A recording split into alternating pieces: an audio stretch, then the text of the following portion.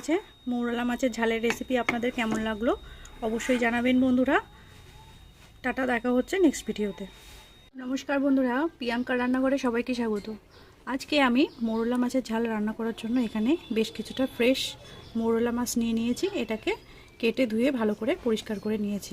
মশলার জন্য এখানে একটা পেঁয়াজ কুচি করে কেটে নিয়েছি, একটা টমেটো, 5টা-6টা কাঁচা লঙ্কা, 2 টুকরো আদা আর 5-6টা রসুন কোয়া। আদা, রসুন, কাঁচা লঙ্কা একটা পেস্ট বানিয়ে নেব। প্রথমে মাছটাকে ভেজে নেব। তার জন্য মাছে একটু লবণ আর হলুদ মাখিয়ে নেব। এখানে আমি 1 চামচ লবণ আর 1 চামচ হলুদ নিলাম। এটাকে বেশ ভালো করে একটু মিশিয়ে নেব।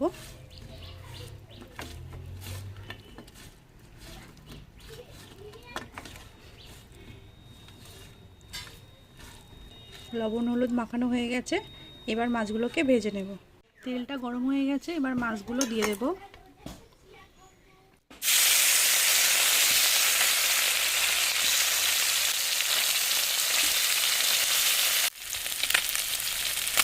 এইভাবে লাল লাল করে ভেজে নেব।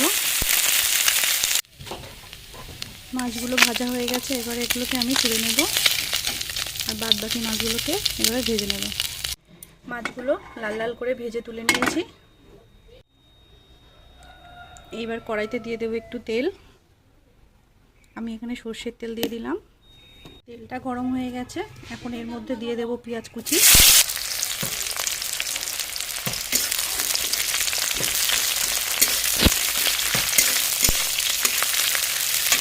পেঁয়াজ ভাজা হয়ে গেছে, এখন আদা রসুনের পেস্টটা দিয়ে দেবো। আদা, রসুন আর কাঁচা লঙ্কা। এবার একে একে গুঁড়ো মশলাগুলো দিয়ে দেবো।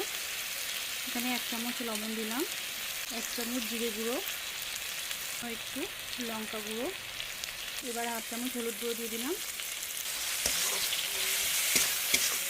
মশলাটা ভালোভাবে কষে গেছে, এর থেকে তেল ছেড়ে দিয়েছে। এবার আমি 1 বাটি জল দিয়ে দিলাম,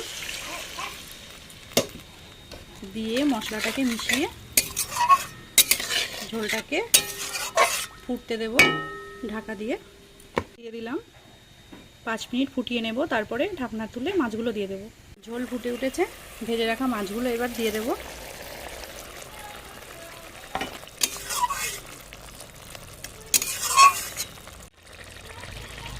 কটা চেরা কাঁচা লঙ্কা দিয়ে দিলাম।